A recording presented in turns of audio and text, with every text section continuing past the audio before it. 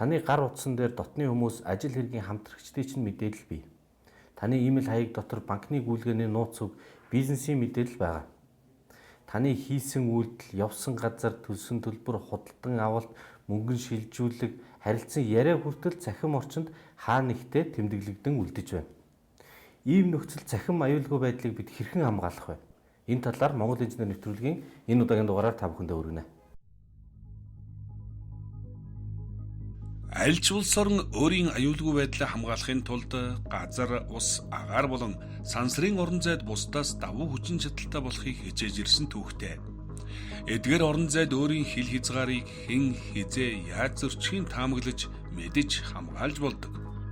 Хүн төрлөختний түүхэнд болсон бүх байлдаан тулаан дээрх 3 орон зайд болж байсан бөгөөд сансрын орон зайд том гүрнүүд өөрсдийн сонирхлыг төрүүлж бий болгох хамгаалах ажлыг аль хэдийнэ эхлүүлжээ. Харин тэр хооронд мэдээлэл холбооны технологийн хувьсгал гарснаа нь хүн төрлөختөнд шинэ аюул занал учруулах болж аюулгүй байдлаа хамгаалах ёстой өөр нэг орчин бий болсон нь цахим буюу кибер орон зай юм. Дэлхийн эдийн засгийн форумоос хүн төрөлхтөнд тулгарч болцгүй хамгийн том эрсдлүүдийг зарласны дотор цахим халдлага нь байгалийн гамшигын дөнгөж дараа орсон байна. Үүнийг хувь хүний төвшөнд авч үзвэл хувь хүний биед халдах вэ гэдгээс илүүтэйгээр гар утсанд нь үл үзэгдэх байдлаар халдах вэ гэдгийг анхаарах цаг ирснийг илэрхийлж байгаа юм а. Энэ орон зай нь биет бус хил хязгаар цаг хугацаа байдгүй, хүний өөрийнх гэж ялгах боломжгүй. Ямар нэг эрх мэдлийн дараалалгүй боловч сая хүнд нэгэн зэрэг хүрч нөлөөлдөг удирдах боломжгүй нээлттэй систем юм. Энэхүү орон зайгаар дамжуулан аль ч орны эдийн засаг, нийгэм, улс төрийн аюулгүй байдалд халдаж ноцтой аюул учруулж болох болсон учраас дэлхийн улс орны төр засгийн газрууд ямар арга хэмжээ авах талаар идэвхтэй ярилцах боллоо. За, мэдээллийн аюулгүй байдал гэдэг ойлголтоос яриага эхэлье. Сүүлд бид нар монголчуудыг дэлхийд дахинд бас цахим аюулгүй байдал, мэдээллийн аюулгүй байдал гэдэг энэ нэр томьёос хүн болгоныг сонсоод их бодож байгаа тийм. Тэгээд мэдээллийн аюулгүй байдал гэдэг нь бол өөрөө тухайн мэдээллийнхаа ямар хэлбэртэй байгаагаас хамаарат мэдээллийн аюулгүй гэж ярьж байна уу, цахим аюулгүй гэж ярьж байна уу хуваагдаад байгаа. За, мэдээллийн аюулгүй гэдэг нь илүү өргөн цар хүрээтэй ойлголт байгаа. Үндсэндээ бол цаасан буюу бичгийн хэлбэрээр. Тэгээд хоёрдугаарт нь бол цахим хэлбэрээр мэдээж. Гуравдугаарт нь та бидний ингээд толгойд оршин байж идэг. Одоо нэг цаасан дээр ч байгаагүй, цахим дээр ч байгаагүй бас тийм хэлбэртэй байж. За, энэ дотроос цахим хэлбэртэй орж байгаа мэдээллийн аюулгүй байдлыг бид нар сүүлд нэлээх ярьж байгаа нь бол цахим аюулгүй байдал байхгүй. Cyber security гэж англиар нэрлэж байгаа тийм. Яагаад cyber security-ийн илүү ач холбогдол татаад өндөртэй яваад байна гэхээр техник технологийн хөгжлийг дагаад ихэнх мэдээлэл, ихэнх бизнес процесс урсгал маань ерөөсөө цахимаар явдаг болсон. Цахим орчинд интернетээр, компьютер дээр, тэгээ клауд орчинд тэгээд ингээ өөрчлөгдөж байгаа учраас бид нэр ялтчгүй цахим аюулгүй байдлаа илүү одоо анхаарал тавьж яриад байгаа хэрэг. Монгол улсад өдөр ирэх тусам өсөн нэмэгдэж буй компьютерийн хэрэглээг дагаад компьютерийн сүлжээг ашиглан үйлдэгдэх гэмтэргийн гаралт ихсээр байгаа билээ. Олон нийтийн иргэдийн дунд кибер гэмтэргийн тухай ойлголт байхгүй нь уг төрлийн гэмтэргийн гаралт ихсэх нэг том шалтгаан болж байгаа юм. Монгол улсад 2019 оны 1-р сарын байдлаараа Facebook идэвхтэй хэрэглэгчдийн тоо 2.2 сая байна. Үүнээс гар утсаараа нийгмийн сүлжээнд холбогддог хэрэглэгчид 2.1 сая байгаа нь улсын нийт хүн амтай харьцуулахад маш өндөр тоо юм. Харин эдгээр иргэдийн 90 орчим хувь нь мэдээллийн аюулгүй байдлын талаар тодорхой төвшний ойлголтгүй байгаа нь энэ төрлийн халдлага гарахад хамгийн сайн хөрс болж байна. За, хоёулаа цахим халдлагын ямар төрлүүд байж болох талаас эхлэе. Цахим халдлага болохоор ерөнхийдөө нэг 4 төрлийн арга байгаа. Эхнийх нь болохоор шууд таах, шууд нөгөө урд талаас нь юзернейм пассвортын таах арга байна. Тэгэхээр таана гэдэг чинь зүгээр ингээд нэг таагаад бичээд авах юм уу, бас нэг програм ажиллуулад тийм шүүх үү? Тийм. Тэгэхээр одоо маш олон төрлийн хүмүүсийн мэдээллийг хамгийн нэр цуглуулдаг л та. За, тэгээ мянга хүний мэдээлэл байлаа гэж бодоход эндээс програм өөрөө ороод та шууд бичдэг л дээ. За, тухайн хүний одоо утасны дугаарыг олцсон байх юм бол бүх хүний утасны дугаараа шууд орж үзээд болж нэгэ үзчихдэг. Хүн бол нэг үрчлэн одоо ингэж хийвэл маш их ажилтай болно л да. Тийм болохоор програм орж үзээд програм нь өөрөө шууд логин хийж орж явах юм бол цаашаа дамжаад бусад ажлуудаа хийгээ явчихдаг л да. За, хоёр дахь гарга нь. Хоёр дахь гарга нь болохоор одоо програм янз бүрийн алдаанууд байдаг л та.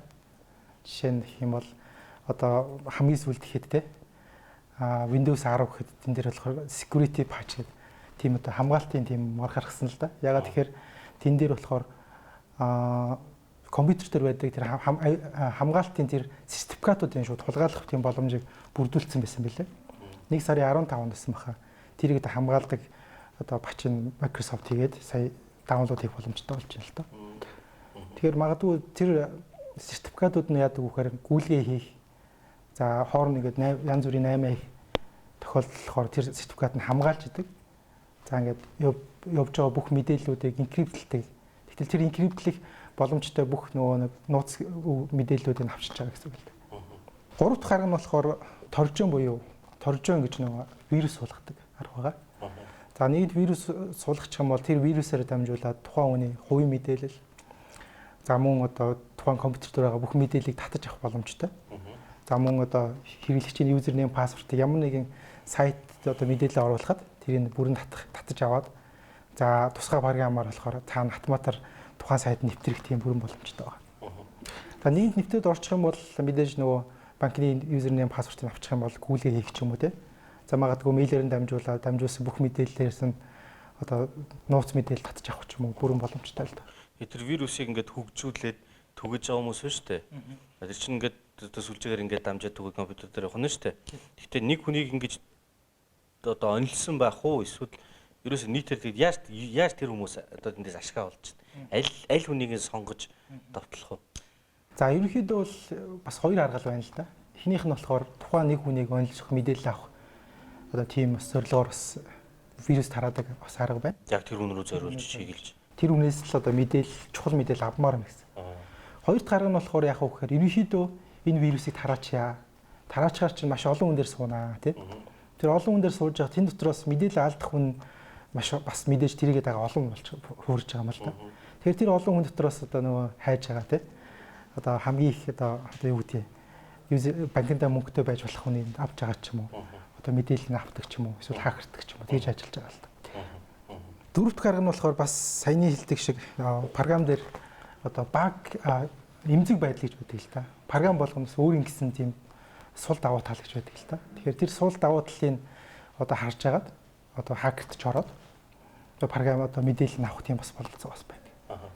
Жишээ нь юу вэ? Жишээ нь хэм бол одоо за одоо чинь програм бичиж байгаа тохиолдолд тухайн програм дээр сул тал хүн л хийж байгаа учраас янз бүрийн сул талууд байна л да. Тэгэхээр тэр сул талыг харж агаад доторх хийсэн бүтцийг мэдчих юм бол одоо хакерт гэх юм бол одоо хакер маань хүн гэх юм бол орох замаа бол мэдчихэж байгаа гэсэн үг байхгүй.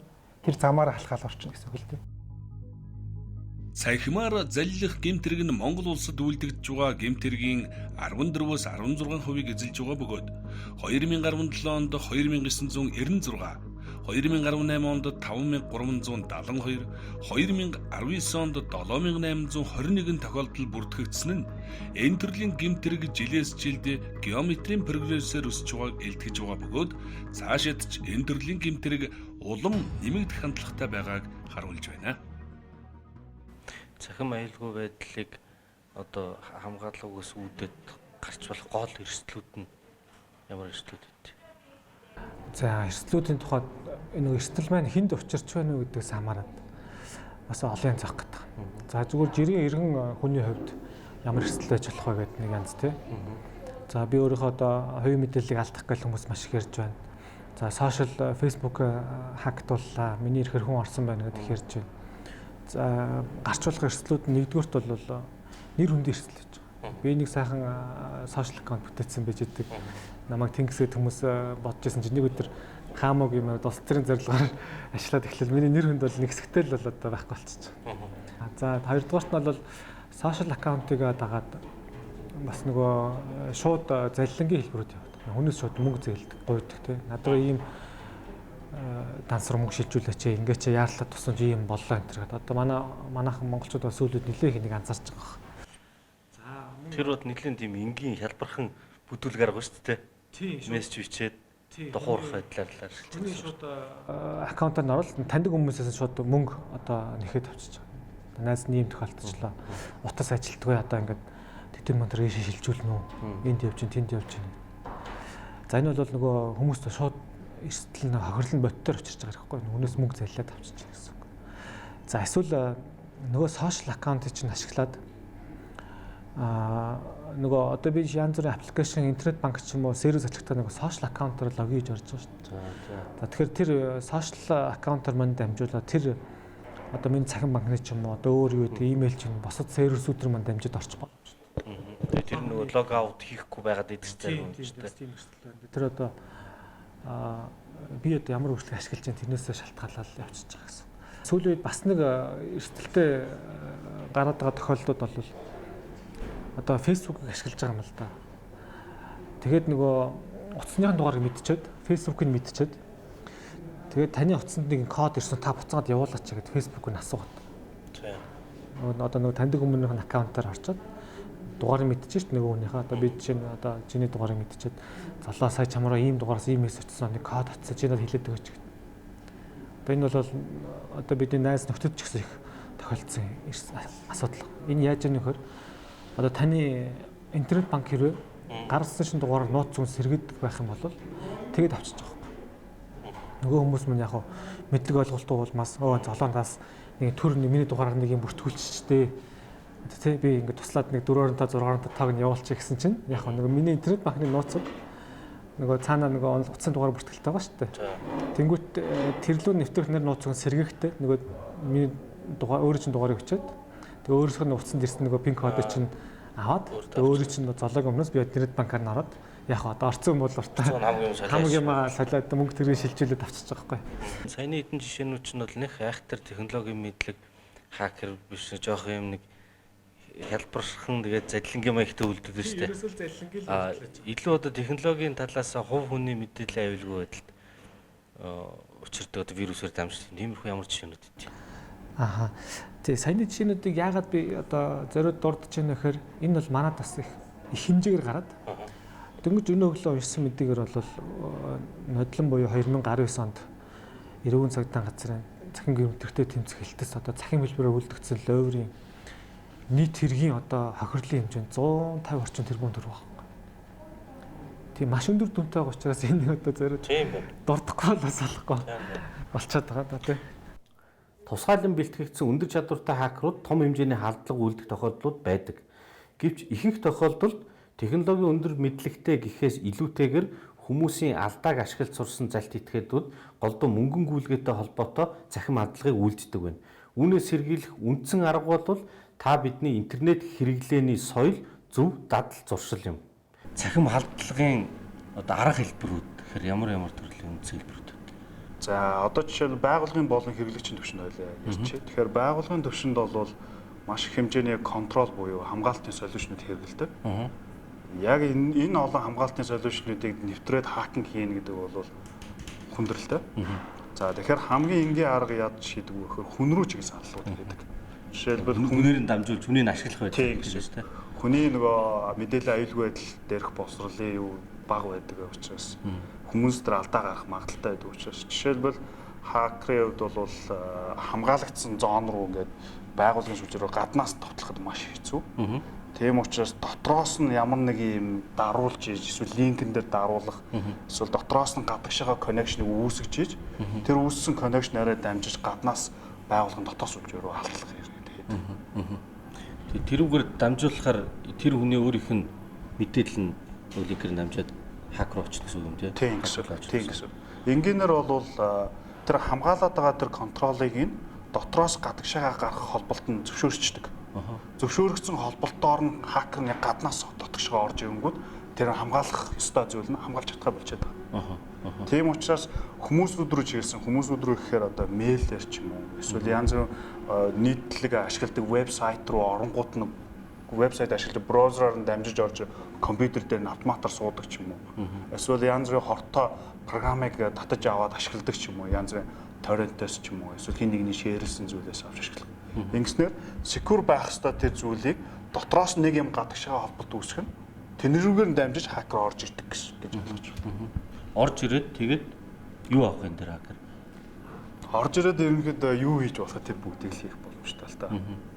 Жишээлбэл гар утас байлаг бол гар утасны мессежийн дамп буюу мессежнүүдийн бүх илгээсэн хүлээ авсан дуудлага байлаа гэхэд яг real time recording-ийн бичлэгийг авч болно. Эсвэл та гар утсаа ингээ ашиглаад ингээ байж хахад энэ мик бол тухайн микийг ашиглах гэдэг команд үрийг ашиглах боломжтой байгаа байхгүй. Тэгвэл хакер команд өгч гэнэ. Тий, таны зөвшөөрөлгүйгээр микийг энэ дуртай үедээ ажиллуулад яг тэгвэл та өдөр яриаг шууд real time сонсоо байж.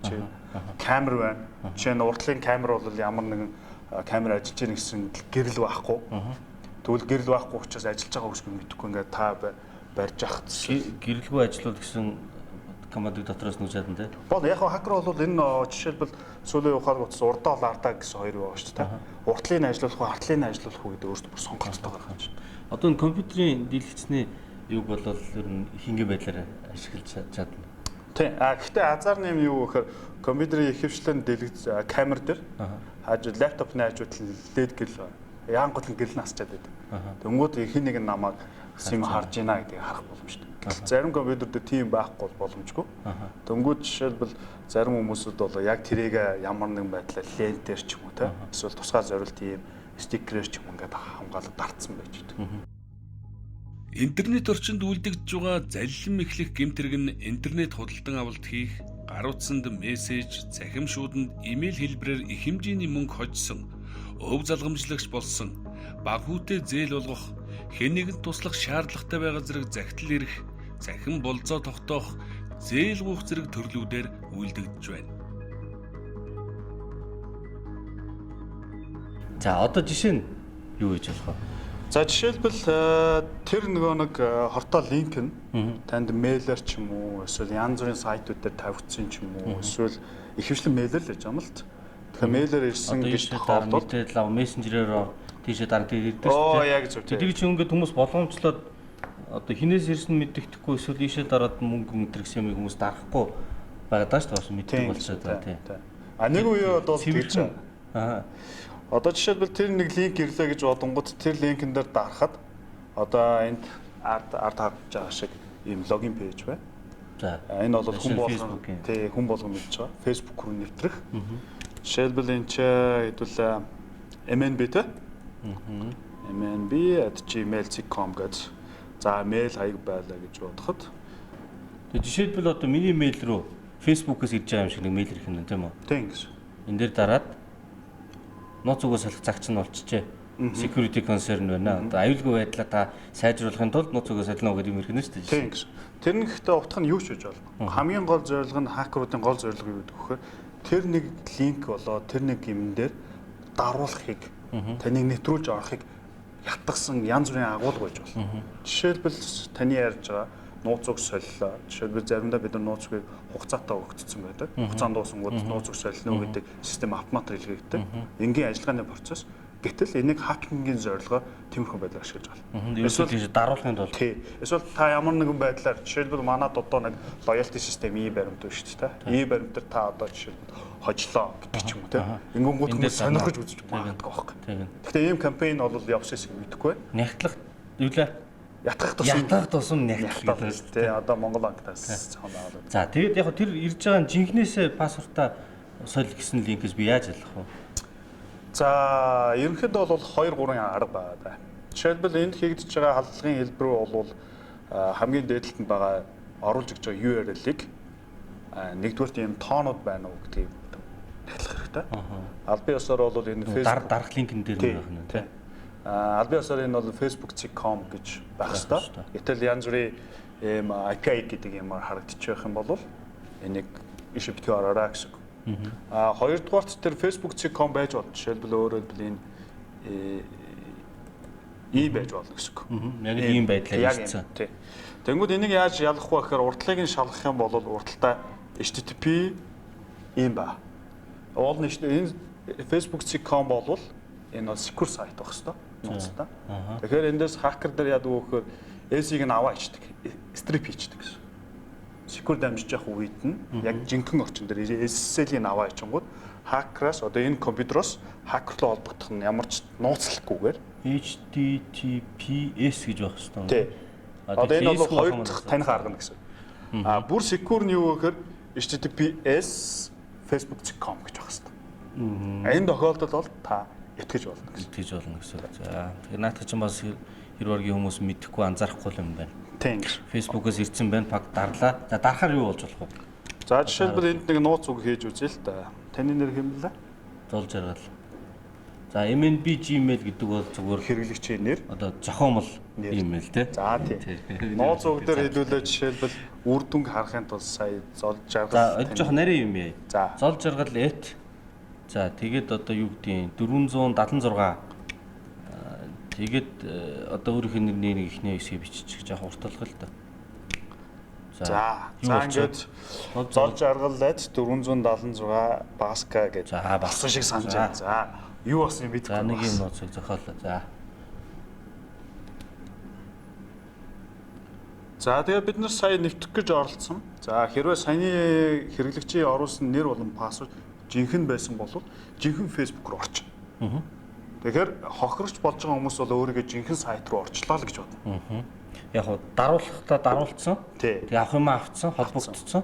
Тэгээд цааш нь болохоор жинхэнэ рүү нь холбоцохоор нөгөө хүн чинь ингээд Тийм. зүгээр л хэвээ өгч гин гэсэн мэдрэмж төргөнө шүү дээ. Тийм. Тухайн үед ямар нэгэн алдаа боллоо, янз бүрийн орсонгүй гэдэг шалтгааныг харахгүй бол тэр хүн жинхэнэ л бочлоо гэж бодно. Тэгж бодох юм. За гэтэл тэр оронд нь яаж байгаа вэ гэхээр хакер дээр бол таны гарын утгаас буюу кейборднаас дарагдж байгаа утга болгонуудын рекординг бичлэгүүд одоо эндээс үлдчихэж байгаа юм л ч. Ингэснээр одоо хоёлаа ямар нууц үгээр орсон бэ гэдэг нь харагдчихна. За жишээлбэл энд бол бариад авсан байна. Сая оруулж өгсөн mnb@gmail.com хэрэглэгчийн нэр. За пассворд бол зол жаргал 476 баска гэдэг маш урт тийм нууц үгийг хоёул өгсөн байна шүү дээ. Тэгэхээр энд бол нууц үг яг энэ аргачлалаар бол байдлаа гэд ялгаа авахгүй.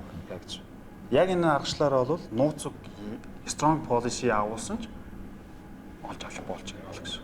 Өөрөөр strong policy гэдэг бол том жижиг тусгай тэмдэг тоо уртын тэмдэгт нь 10-аас дээшээ байвал. Навч одоо нөгөө нууц үгийг ингэж олж илрүүлж байгаа биш. Тий. Холбогдсон учраас шууд ерөөсөө бичиж байгаа мэдээлэл тэр чигээр авчиж байгаа учраас юу ч хийс нэмэргүй л байгаа юм байна. Үнгүй бяцлага зөвхөн хулганы хавханд л байдаг гэж ярьдаг. Үнгүй Wi-Fi, крактсан систем, офисын програмуудыг ашиглах нь тэдгээрээр дамжиж таны цахим аюулгүй байдалд халдах эрсдлийг нэмэгдүүлж байдаг. Тэгэхээр сэргийлэх гол арга нь бол тэр линкэн дээр битээ дараална. Тий, тэр линкэн дээр битгээд хоёрдугаар орж байгаа тэр линкийнх нь URL буюу тэнд байгаа холбоосыг шалгах баталгаажвал тэгэл зөвлөхөөр байна. Тэгэхээр энийг бол тэр линкийн баталгаажлалтыг бол ихэнх аюулгүй байдлын контрол шалгадаггүй шууд дамжуулдаг. Тэгэхээр тэр бол шууд амжилттай нэвтэрч болно. Жишээлбэл мэйлэр өгж бол мессежерээс илгээж болно. Мессежерээс өгж болно. Өөр хүний мэйлэр рүү мэйлнээс миний мэйл рүү одоо хакерууд илгээж чадах боломжтой. Эсвэл миний найзын мессенжерээс над руу мессеж ирвэл. Мессенжерийн хувьд бол яг ийм аргачлалаар орж болно. Орж жагаад илгээж байгаа. Имэйлийн хувьд болохоор арай аргачлал техник нь арай өөр. Өөрөөр хэлбэл spoofed email өөрөө нэг mail серверийг cloud юм уу эсвэл өөр нэг mail сервертэй тэн дээрээс дурын домен нэрнээс хэн рүү ч илгээж болно.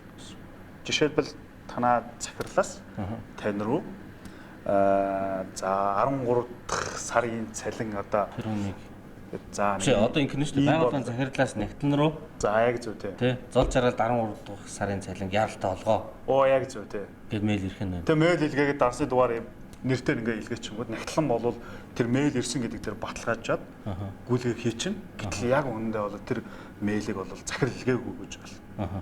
Гэхдээ саний хийж байгаа аргачлалыг бол арай нарийн тайлбарлах юм бол мэйл илгээгч нь яг тэр захирлын мэйл серверыг хактаад байгаа биш. Мэйл серверээс хуурамч мэйл серверээс тэр хүний мэйлээс илгээчихэнгүүт болчиход байгаа гэсэн. Тэгэхээр энэ дэр жишээлбэл ихэнх тохиолдолд яг ийм кейсээр халдлагууд өртөж байгаа. Нөгөө илгээсэн тэр sent mail дотор нь байх уу? Тэр хүнд байхгүй. Байхгүй. Хэрвээ тийшээ reply хийгээ буцаагаад явуулах юм бол тэр хүний inbox дотор нь ороод ирэнгүүт би өмнө имэйл илгээлүү гэдэг доотлол нь архив дотор байж байгаа шүү дээ. Тэр хараа гайхах гэсэн. Тийм байна тий. Та утсан дээр од чагт 21 чагт хэмээн бичээд дуудлага хийх ногоон тавчийг дараад үзээрэй. Энэ нь танд дуудлага, мессеж болон бусд мэдээллийг өөр тийш нь шилжүүлсэн эсхийг харуулах болно. Мөн энэхүү аргыг хартай хосууд болон хүүхдээ хүний найманд өртөж бусдын гарт орохгүй гэхээс айсан эцэг эхчүүд хэрэглэж мэдээллийг авдаг байна. Тус хэргийн золиос нь үргэлж настай хүмүүс болдог бөгөөд үл таних итгээд утсаараа яриулаа чимээн гуйхад шууд зөвшөөрдөг нь тэдний алдаа болох ажээ. Гэмт итгээдүүд бусдын утсанд нэвтэрч хувийн мэдээлэл гэр бүлийн байдлын талаарх мэдээллийг хулгайлдаг байна. Хэрв таны мэдээлэл алдагдсан бол чагт тэг хоёр чагт хийж залгах тавчийг даран утаснаас тань мэдээлэл авахыг оролдсон бүх холбоосыг устгах болно. Та хохирогч болохоос өмнө энэхүү аргыг хэрэглэж бүх холбоосыг цэвэрлээрэй. Энэ ажлыг энэ 7 хоногийн дотор дуусгаараа гэд нэг линк явуулчихлаа. Энэ рүү дарж үзээд энэ ажлыг энэ 7 хоногийн дотор дуусгаараа гэх. Тэгээ нөгөө линк рүү би ингээд дартал миний байгууллагын нууц мэйлд ордог нөгөө юзернейм, пассворд логин байж бүгд байж байна. Явчихна шүү дээ. Тэгэхээр нөтөд аваад миний ордог бүх юм руу ороод Тэнгис. Өнөөдөр жинхэнэ ойлоо манд тот хэрхэн нэгдэх гэсэн үг. Тэнгис. Энэс одоо яаж сэргэлгүй? За энэ тохиолдолд бол мөн бас тэр хэрэглэг нээж байгаа хэрэглэгч мэдээллийн аюулгүй байдал боловсрол нэгдэж чухал ялангуяа таньж мэдэх. Хоёрдугаар бүх хүмүүсийг ингээд сургаад мэдүүлэх өнгөд хүндрэлтэй. Тэгэхээр яах ёстой вэ гэхээр security хамгаалтын контролуудыг дахивж авч ашиглах хэрэгтэй. Ялангуяа email дээр бол email security gateway гэдэг solution байна. Энэ нь cloud орж байж болно. Эсвэл байгууллага дээр mail серверийн гадна талд байхад яг иймэрхүү зүйл орж иж явах үед шалгаад фильтрлж иж болчих. Гэтэл ихэнх байгууллагууд ийм аюулгүй контрол байхгүй учраас өртчихөд байгаа юм шүү дээ. Тэр сервер янз бүрийн юуг аюулгүй байдлын юмнуудыг авахаар тэр нь яад одоо их тийм чадтай одоо нөгөө эзлэх юм уу эзлэх үү? Санахоо эзлэл, удаашруулаад хүндрүүлэл тийм процессүүд юм. Мэдээж тийм ба. Тэн дээр жишээлбэл өөрийнхөө дата центрийн орчин дээр хийгээд тэн дээр шеэрлээд явуултыг эзэлнэ. Яг тийм нөөц байхгүй байна гэх юм бол клаудаар дамжуулаад хийж болно. Тэгэхээр яг таны мэйл чинь хэрхэн дамжигддаг вэ гэхээр таны Outlook-ээс чинь мэйл сервер рүү илгээгдэнэ. Мэйл серверээс нөгөө хүлээн авах чинь мэйл рүү илгээгдэнэ. Тэр мэйлээс цаашаа нөгөө хүлээн авахчих нь яг inbox руу нэлэгдэж байгаа. Тэгэхээр энэ дамжуулж явах юм процессийн мэйл серверийнх нь яг гадна талд нь хамгаалтыг дамжуулна. Эсвэл хэрэглэгчээс шууд манай мэйл сервер рүү орж иж байгааг хамгаалтын контрол cloud байгаа security control руу илгээчихэд тэндээс нь манай мэйл сервер рүү ирдэг болчиход энэ дээр хамгаалтууд хийгээд байж болно гэсэн. Яг cloud дээр. За одоо иймэрхүү төвшний одоо хакер атак хийлээ гэж бодъё тийм үү? Тэгэхээр тэр одоо ямар төвшний мэрэгчлэлтэн байх шүү дээ. Тэрийг өндөр технологи мэддэг хүн байх хэрэгтэй юу? Тийм. За одоогоос нэг 5-10 жилийн өмнө бол өндөр скиллтэй хүмүүс хакинг хийдэг байсан. Маш одоо компьютерийн ур чадвар өндөртэй байсан. Одоо бол баг үзэж байгаа хүмүүс энийг дуурайгаа хийчих болчихж байгаа. Тэгэхээр бид нар одоо тэн дээр юу гэж нэрлэдэг вэ гэхээр хакерын төрөл дотроо тэр хүмүүсийг бол script kit гэж нэрлэдэг байгаа. Юу болоод байгааг ойлгохгүй. Гэхдээ үр дүн юу гэдгийг мэддэг. Яавал энийг ингээ хийчихвэл ингээ дагаад хийчих юм бол ийм одоо нууцыг нь олж авчаад байдаг гэдэг ч юм. Энэ үр дүнгийн мэдээд байгаа. Энэ бол хакерын нэг хэлбэр байх гэдэг төрөл байна. Мессежээр, имэйлээр ирсэн аливаа линкийг шалгаж нягтлахгүйгээр дарах нууц үг, пин код, регистрийн дугаар зэрэгэ нууцлж сурах нь цахим хадгалгаа сэргийлэх анхны бөгөөд гол арга хэрэгсэл юм байна. Төлбөрийн карттай холбоотой л өөрөд гараад идэх штеп. Тэрийг яаж хийдэг? Хийж байгаа арга нь бол ерөөсөө маш энгийн л байгаа даа.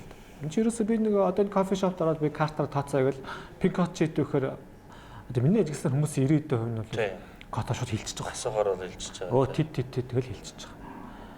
Ингээ харахаар нөгөө асууж байгаа хүн ч ач холбогдлыг мэдэхгүй хариулж байгаа хүн ч ач холбогдлыг ойлгохгүйгээр хоёул ингээд айгуу сайхан тооцоо ичиж байгаа байхгүй.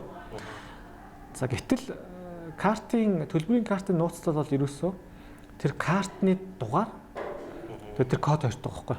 Тийм учраас яг одоо нөгөө ийм уншуулдаг соронзон тустай картнууд шүү дээ бидний их хэрэгэлдэг те.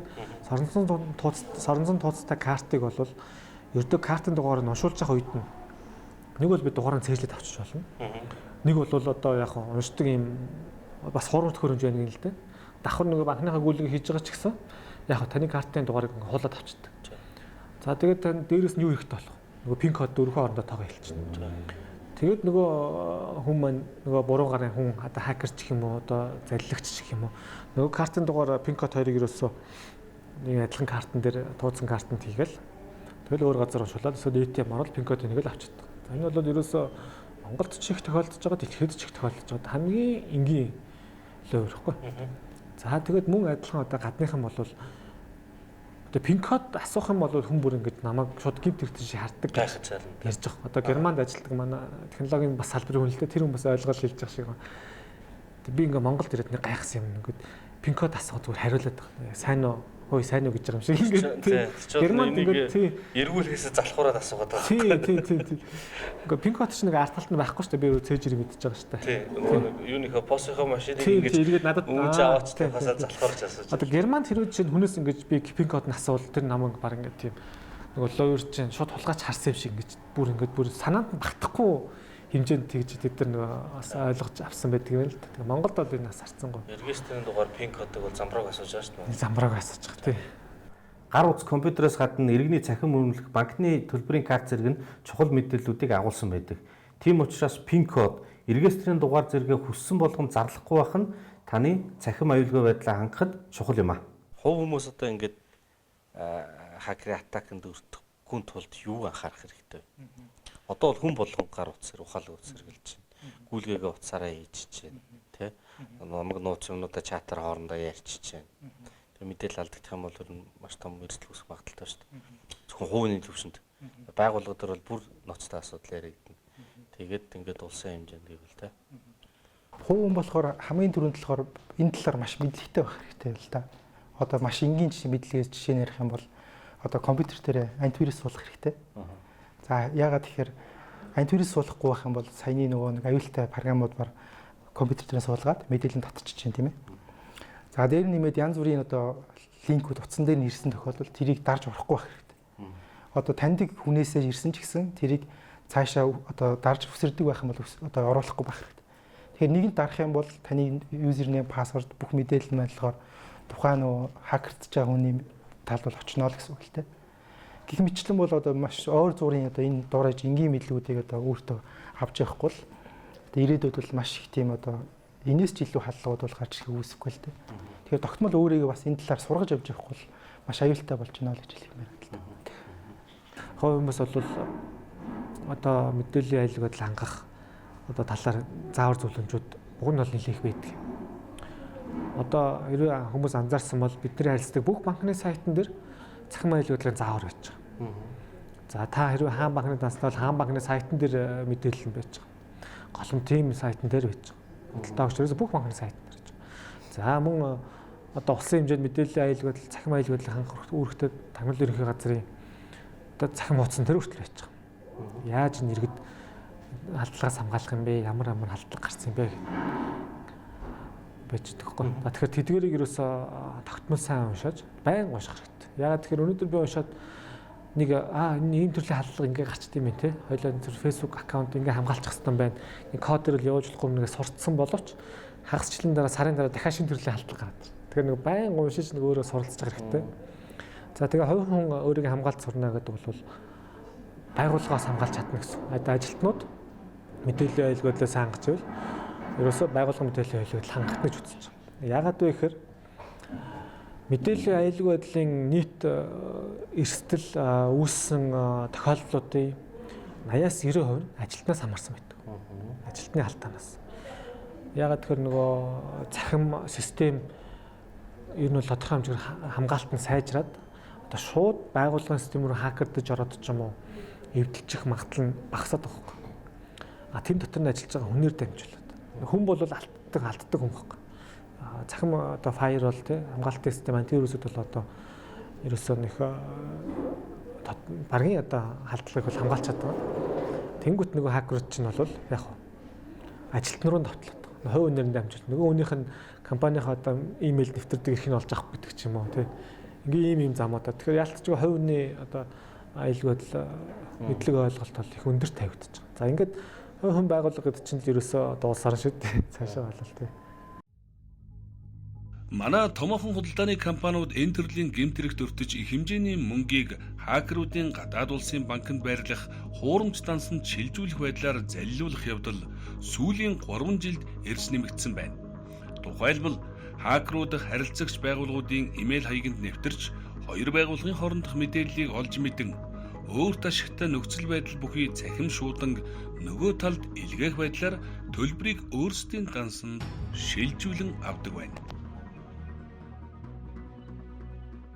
Байгууллага хувь хүн ярьдлаа. Зүгээр улс орны хэмжээний цахим аюулгүй байдлыг олон улсад ямар арга байдлаар хамгаалдаг юм бэ?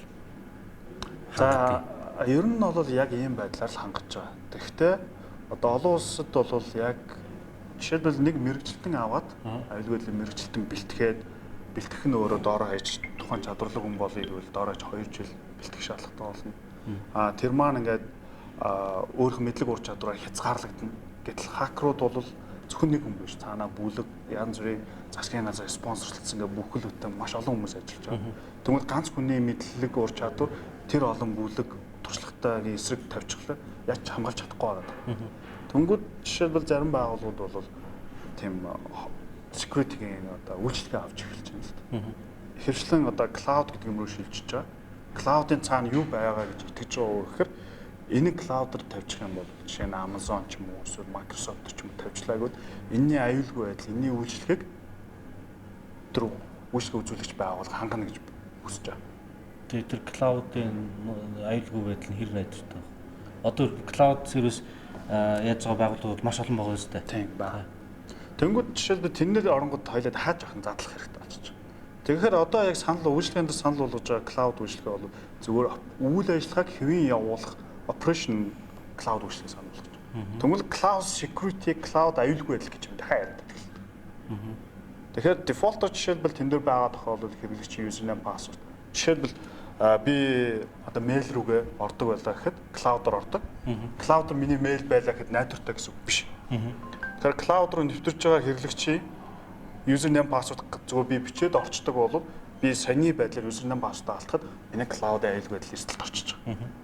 Тэгэхээр энэ дээр two factor authentication буюу шинэ төхөөрөмжөөр холбогдох эсвэл шинэ холболтын үед дахин өөр нэг source-оор баталгаажуулах мессежээр ч юм уу, имэйлээр ч юм уу баталгаажуулснаа тэр факт буюу нэвтрэх тэр шалгууруудыг олон лейерүүд болгосноо аюулгүй байдлыг хийж. Одоо нөгөө банкны юм дээр чинь ингээд код мод юм хүмүүжлэхээр утсанд мессеж ирж давхар яадаг штэ. Яг зөв дээ. Интернет одоо банк тэгээд утас хоёр ингэж параллел ажилладаг тий. Холбоотой ажилладаг. Технологи хөгжихөөр цахим хадлагын арга техник улам нарийсч байна. Нөгөө талаас түүнээс сэргийлэх, олж илрүүлэх чадвар ч улам сайжирч байгаа. Гэхдээ энгийн хэрэглэгч та бидний хувьд энэ бүх арга технологиг судлахаас илүүтэйгээр цахим орчинд зөв дадал хэвшилтэй хэрэглээний соёлтой байх нь цахим аюулгүй байдлаа хангах үндсэн нөхцөл юм а. Монгол инженер нэвтрүүлэг үгээр өндөрлж байна. Дараагийн дугаар хүртэл баяр та.